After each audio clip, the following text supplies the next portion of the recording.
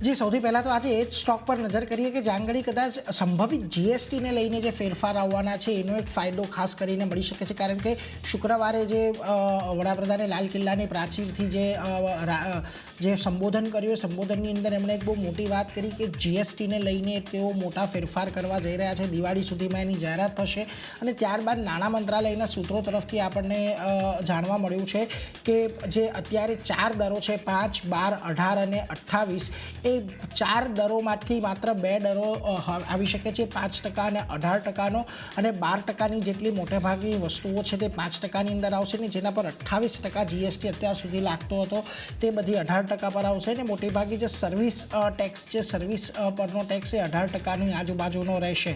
તો હવે આની જો આપણે થોડીક ડિકોડિંગ કરીએ તો ખાસ કરીને સૌથી પહેલી અસર અહીંયાથી આપણને જે વ્હાઇટ ગુડ બનાવનારી કંપનીઓ છે એના પર આવતી દેખાશે, કારણ કે એસી, ફ્રીજ, મોટા ટીવી, આ બધી વસ્તુઓ પર જેના પર અત્યારે 28% જીએસટી લાગે છે તે કદાચ આપણને આવનારા સમયની અંદર 18% પર આવતું જોવા મળે. એટલે ખાસ કરીને બ્લુ સ્ટાર, વોલ્ટાસ, હેવેલ્સ, પોલીકેબ, આ બધી જે વ્હાઇટ ગુડ્સ મેકર કંપનીઓ છે એના પર એક ખાસ ફોકસ રાખવાનું, આપણને એના પર એક સારી ઇમ્પેક્ટ આવતી જોવા મળી શકે છે. બીજી તરફ આપણે જે જે ટુ વ્હીલર કંપનીઓ છે એના પર ખાસ કરીને ધ્યાન રાખવાનું, હીરો, બજાજ, ઓલા અને ટીવીએસ મોટર્સ જેવી કંપનીઓ પર, કારણ કે અહીંયા પણ જે અત્યારે 28% જેટલો જીએસટી લાગે છે તે 18% જેટલો થઈ શકે છે. અને 100 થી 125 સીસી મોટરસાઇકલ માટે ખાસ કરીને ઓછા જીએસટી દરની શક્યતા અહીંયાથી લાગી રહી છે કે જેનું કન્ઝમ્પશન થોડુંક વધારે છે અને કદાચ અહીંયાથી આપણને જે બીજા છે એનો કદાચ વધારે રહેતો જોવા મળી શકે. પરંતુ ઓવરઓલ એક ઘટાડો તો આની અંદર એક મોટો આવશે જ 5% અને 18%ના રેટના હિસાબે, એટલે એના પર પણ એક નજર તમારે ખાસ કરીને રાખવાનો છે. આ ઉપરાંત સિમેન્ટ પર જે અત્યારે 18% જીએસટી લાગે છે, અંબુજા સિમેન્ટ, અલ્ટ્રાટેક સિમેન્ટ, એ બધા પર ધ્યાન રાખજો, ત્યાં આગળ ઘટાડો કરવામાં આવી શકે છે. મેડિકલ ઇન્સ્યોરન્સ પર આપણે ઘણા સમયથી વાત કરી રહ્યા છીએ કે જીએસટી દર ઘટાડવામાં આવે, તો Star Health, ICICI, Lombard, Niva Bupa, Go Digit, New India Insurance, એ બધા પર એક અસર આવશે. આ ઉપરાંત ફૂડ, ગ્રોસરી, ડ્રાયફ્રૂટ માટે જીએસટી કદાચ ઘટાડવામાં આવશે, જેના પર અત્યારે 12% થી 18% જેટલો લાગે છે. તો એને લઈને ખાસ કરીને વિશાલ મેગા માર્ટ છે, ડીમાર્ટ છે, રિલાયન્સ રિટેલ છે, એ બધા પર એક નજર રાખવાની. પરંતુ આ બધાની વચ્ચે ખાસ કરીને એક સ્પષ્ટતા એ પણ આવી છે કે અત્યારે જે સીન ગુડ્સ છે એના પર કોઈ પણ પ્રકારનો ફેરફાર નહીં થતો જોવા મળે. એટલે તમાકુ, સોફ્ટ ડ્રિંક્સ કે ગેમિંગ માટે ખાસ કરીને 40% જેટલો જીએસટી દર યથાવત રહેશે. તો આ બધાને લઈને આઈટીસી છે, વરુણ બેવરેજીસ છે, નઝારા ટેક છે, આવા બધા કાઉન્ટર્સ પર એક દબાણ પણ રહેતું જોવા મળી શકે છે. એટલે આ બધા પર એક નજર ખાસ કરીને રાખવાની.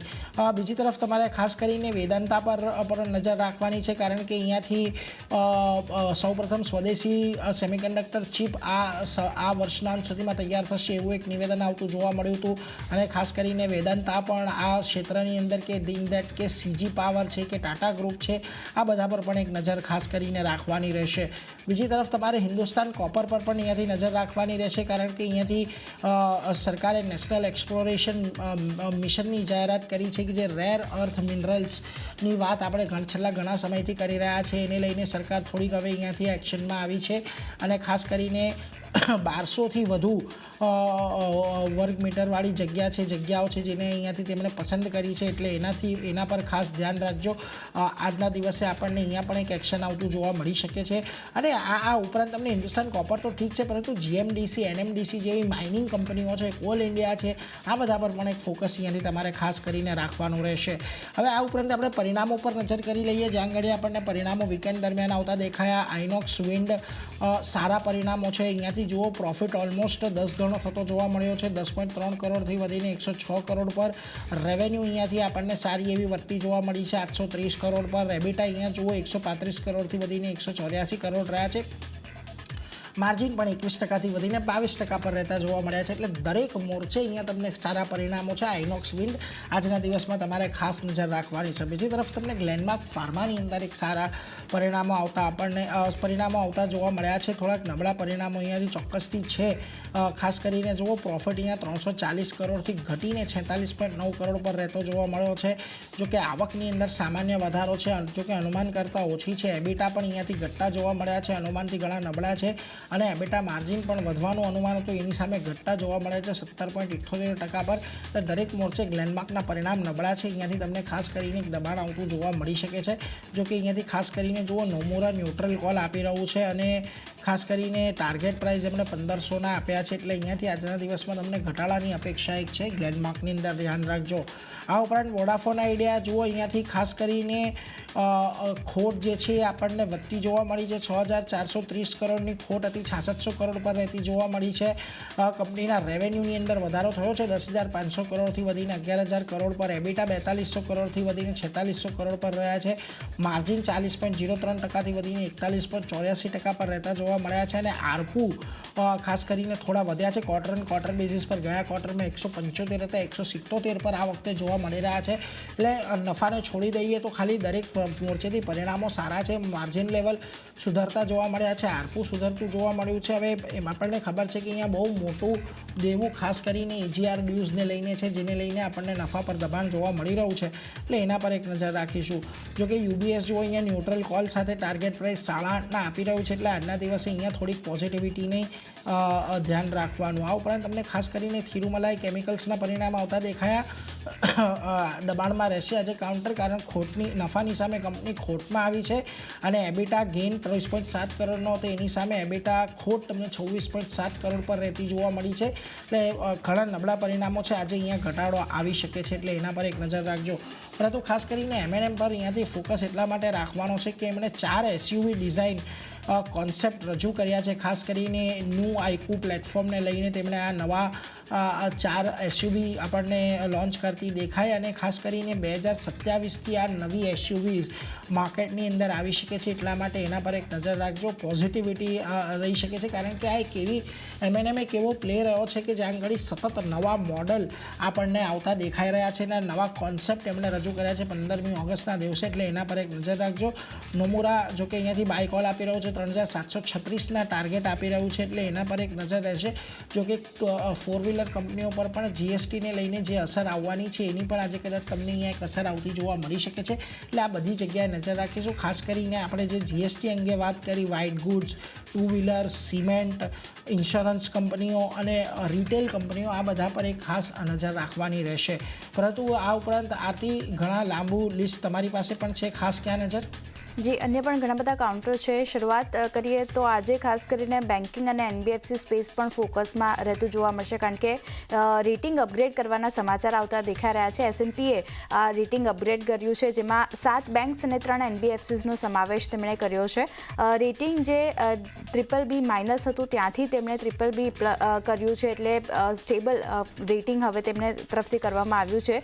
બેંકમાંથી HDFC bank, ICICI bank, SBI, axis બેંકના રેટિંગ ખાસ કરીને અપગ્રેડ કરવામાં આવ્યા છે. અને Kotak Mahindra bank, union bank જેવા બેન્કિંગ કાઉન્ટર છે જેના રેટિંગ અપગ્રેડ કરવામાં આવ્યા છે. અને એનબીએફસી સ્પેસમાંથી બજાજ ફાઇનાન્સ અને એલએનટી ફાઇનાન્સના રેટિંગ પણ તેમણે અપગ્રેડ કર્યા છે. તો આજે એક ફોકસ અહીંયા રાખવાનું રહેશે. સ્પેસિફિકલી એલએનટી ફાઇનાન્સના રેટિંગ અપગ્રેડની જો આપણે વાત કરી લઈએ તો એસએનપીએ કંપનીનું લોંગ ટર્મ રેટિંગ અપગ્રેડ કર્યું છે, અને જે BBB- પોઝિટિવ હતું ત્યાંથી તેમણે BBB સ્ટેબલ રેટિંગ કર્યું છે. સાથે જ શોર્ટ ટર્મ રેટિંગ જે A-3 હતું ત્યાંથી તેમણે A-2 કર્યું છે. તો એક પોઝિટિવિટી એલએનટી ફાઇનાન્સના કાઉન્ટર પર જોવા મળતી દેખાઈ શકે છે. એવી રીતે જ બજાજ ફાઇનાન્સની જો વાત કરી લઈએ તો અહીંયા એસએનપી દ્વારા ક્રેડિટ રેટિંગ અપગ્રેડ કરવામાં આવ્યું છે. જે રેટિંગ અપગ્રેડ કરી BBB સ્ટેબલ હતું ત્યાંથી તેમણે A- કર્યું છે, અને સ્ટેન્ડર્લોન ક્રેડિટ પ્રોફાઇલ BBB પર યથાવત તેમણે રાખ્યું છે. તો આજે ખાસ એક ફોકસ અમુક બેન્કિંગ કાઉન્ટર અને એનબીએફસી સ્પેસમાં પણ આજે રાખવાની રહેશે. નેક્સ્ટ કાઉન્ટર જેકે સિમેન્ટનું છે. અહીંયા પોઝિટિવ સમાચાર આવતા દેખાઈ રહ્યા છે. રાજસ્થાન અને પંજાબમાં 7 MTPA સિમેન્ટ ક્ષમતાના ગ્રીનફિલ્ડ વિસ્તારને મંજૂરી મળતી દેખાઈ રહી છે, અને કંપની 4805 કરોડનું રોકાણ અહીંયા કરતી જોવા મળશે, જ્યાં ફાઇનાન્શિયલ નિયંત્રણ માટે સિનિયર મેનેજમેન્ટની નિયુક્તિ પણ અહીંયાથી કરવામાં આવી છે. તો એક પોઝિટિવિટી જેકે સિમેન્ટના કાઉન્ટર પર પણ રાખવાની રહેશે. નેક્સ્ટ કાઉન્ટર પીએનસી ઇન્ફ્રાટેકનું છે. પોઝિટિવિટી જોવા મળી શકે છે. એલઓએ મળવાના સમાચાર છે. એનટીપીસી પાસેથી 300 મેગાવોટ સોલાર પ્રોજેક્ટ માટેના એલઓએ મળ્યા છે, જેમાં 150 મેગાવોટ પર 600 મેગાહર્ટ્ઝ સ્ટોરેજ એલઓએ સાથેનો કંપનીને ઓર્ડર મળતો દેખાઈ રહ્યો છે, અને 24 મહિનાની અંદર સપ્લાય શરૂ કરવાની રહેશે. સાથે જ પીપીએ એટલે કે પાવર પરચેસ એગ્રીમેન્ટ જે છે ત્યાંથી સપ્લાય શરૂ થવાના 25 વર્ષ માટે આ પાવર પરચેસ એગ્રીમેન્ટ જે છે ત્યાંથી માન્ય રહેશે. તો ખાસ એક ફોકસ રાખવાનું રહેશે પીએનસી ઇન્ફ્રાટેક. અહીંયા પણ એક પોઝિટિવિટી આપણને જોવા મળી શકે છે. નેક્સ્ટ કાઉન્ટર પીવીઆર આઇનોક્સનું છે. મલ્ટીપ્લેક્સ ખોલવાના સમાચાર અહીંયા આવતા દેખાઈ રહ્યા છે, જ્યાં બેંગ્લોરના મહિન્દ્રા મિલેનિયમ મોલમાં 8 સ્ક્રીન મલ્ટીપ્લેક્સ કંપની ખોલ્યું છે અને ભારતનું પ્રથમ ડાઇન ઇન ઓડિટોરિયમ રેસ્ટોરન્ટ અહીંયાથી ખોલવામાં આવ્યું છે. બીજી બાજુ મલ્ટીપ્લેક્સમાં લગભગ 1222 બેઠકની ક્ષમતા છે અને 4K લેઝર પ્રોજેક્શન અને ડોલ્બી જે એટમોસ છે એનાથી આ થિયેટર જે છે તે સજ્જ છે. તો મલ્ટીપ્લેક્સ ખોલવાના સમાચાર છે. પીવીઆરનું કાઉન્ટર પણ આજે ફોકસમાં રાખવાનું રહેશે. ઓલા ઇલેક્ટ્રિક મોબિલિટીનું કાઉન્ટર ફોકસમાં રહેશે. પોઝિટિવિટી અહીંયા જોવા મળી શકે છે કારણ કે મોટરસાયકલ લોન્ચ કરી છે. S1 Pro sport motorcycle launch કરવામાં આવી છે, જેમાં ખાસ કરીને સ્વદેશી 4680 ભારત સેલ સાથે ઇન્ડિયા ઇનસાઇડ વિઝન અહીંયાથી આપણને કંપનીનું રહેતું જોવા મળતું દેખાઈ રહ્યું છે. શરૂઆતી એક શોરૂમની વાત કરી લઈએ તો કિંમત 1.50 લાખ રૂપિયાની રહેતી દેખાઈ રહી છે અને ગ્રાહકો 999માં આ સ્કૂટરનું પ્રી બુકિંગ અહીંયાથી કરતા જોવા મળી શકે છે. સાથે જ ડિલિવરી જે છે જાન્યુઆરી 2026 સુધી મળતી જોવા મળશે. તો ખાસ કરીને ઓલા ઇલેક્ટ્રિક મોબિલિટી પર ધ્યાન રાખવાનું રહેશે. અહીંયા એક પોઝિટિવિટી આપણને જોવા મળી શકે છે. નેક્સ્ટ કાઉન્ટર એલેમ્બિક ફાર્માનું છે. US FDA પાસેથી એક નવી દવાને ખાસ કરીને મંજૂરી મળતી દેખાઈ રહી છે. USP 0.025%ને મંજૂરી મળી છે અને આ દવા જે છે તે ખાસ કરીને ખીલ વલ્ગેરિયસની સારવાર માટે ઉપયોગ કરવામાં આવશે. તો એક ફોકસ એલેમ્બિક ફાર્માના કાઉન્ટર પર રાખવાનું રહેશે. અહીંયા પણ એક પોઝિટિવિટી આગળ વધતી દેખાઈ શકે છે. નેક્સ્ટ કાઉન્ટર કેસી ઇન્ટરનેશનલ છે. ઓર્ડર મળવાના સમાચાર છે. ફોકસ રાખવાનું રહેશે. કંપનીને અલગ અલગ સેગમેન્ટથી 1402 કરોડનો ઓર્ડર મળ્યો છે અને T&D સિવિલ સાથે કેબલ પ્રોજેક્ટ માટેના ઓર્ડર કંપનીને મળતા દેખાઈ રહ્યા છે. ભારતમાં લગભગ 765 kV ટ્રાન્સમિશન પ્રોજેક્ટ અમેરિકામાં સપ્લાય કરવા માટેનો ઓર્ડર પણ આ ઓર્ડરમાં સામેલ છે. સાથે નોર્થ ભારતમાં રિપીટ સિવિલ ઓર્ડર કંપનીને મળતો દેખાઈ રહ્યો છે અને સ્થાનિક વિદેશી મલ્ટિપલ કેબલ અને કંડક્ટર કોન્ટ્રાક્ટ પણ કંપનીને અહીંયાથી મળતો દેખાઈ રહ્યો છે. તો ખાસ કરીને ઘણા બધા ઓર્ડર છે અલગ અલગ સેગમેન્ટને લીધે અહીંયા મળતા દેખાઈ રહ્યા છે કંપનીને. તો કેસી ઇન્ટરનેશનલ પર એક ધ્યાન રાખવાનું રહેશે. અને છેલ્લે IIFL ફાઇનાન્સની વાત કરી લઈએ તો મેનેજમેન્ટના ફેરફારને લઈને અમુક સમાચાર આવતા દેખાઈ રહ્યા છે, જ્યાં IIFL હોમ્સ ફાઇનાન્સના CEO મોનુ રાત્રાએ રાજીનામું આપ્યું છે અને 6 ઓક્ટોબર 2025 સુધી તેઓ પોતાનો કાર્યભાર સંભાળશે. ત્યારબાદ આ પદે આપણને કોઈ બીજા પદાધિકારી આવતા જોવા મળશે. તો ખાસ એક ધ્યાન IIFL ફાઇનાન્સ પર રાખવાનું રહેશે. તો ચાંદની ઘણા બધા કાઉન્ટર છે જે નીરજે જણાવ્યા મેં જણાવ્યા બધા ફોકસમાં રહેશે. જી, ઘણા સ્ટોક સાથે ફોકસમાં રાખવાના છે. નીરજ અને આરતી, આપ બંનેનો આભાર અમારી સાથે જોડાઈ ટોપ સ્ટોક શેર કર્યા. તો એ સાથે